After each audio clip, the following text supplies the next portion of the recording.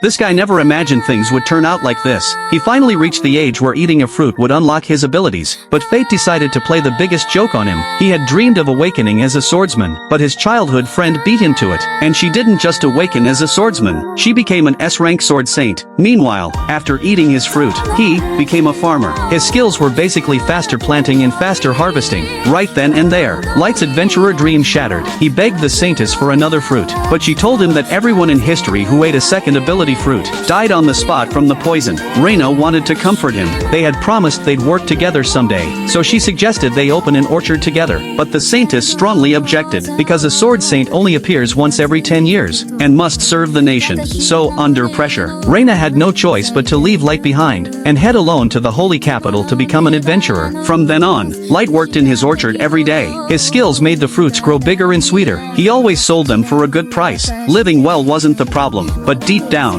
he still wanted to be an adventurer. Whenever he had time, he'd practice chopping at a tree stump. Even though the recoil kept injuring him, he assumed the problem was the sword. So he started cultivating high-value fruits, hoping to sell them for enough money to buy a real blade. But then everything went off the rails. The village chief entrusted him with an adopted little girl. She saw the fruits at home and thought they looked delicious, so she cooked them into soup. She had no idea those fruits were deadly poison to Light. He thought he was done for. Instead, his body just felt hot, and he didn't even notice he had awakened the sword god skill. Not until the girl awakened as an appraiser, and told him he was immune to fruit poison, and had unlocked sword god. To confirm it, Light grabbed his sword and swung at the stump, and just like he had always dreamed, the stump split clean in half. He still couldn't quite believe it, but the truth was clear. He was the only person in the world with 2 awakened skills. Light could finally become an adventurer, but instead of chasing bounties or hunting monsters, he mostly just wanted to find Reina again. So he went to the Adventurers Guild, and took a slime hunting quest. He brought the little girl along. Their target was a slime worth 300 bucks. After she appraised it, they learned it was a defense-specialized variant, not easy for beginners to kill. Light tried circling behind it to launch a sneak attack, but the slime was way too alert. It sensed him before he even got close, so he had no choice but to pull out the greatsword. He figured with Sword God, this would be easy, but the moment the slime touched the blade,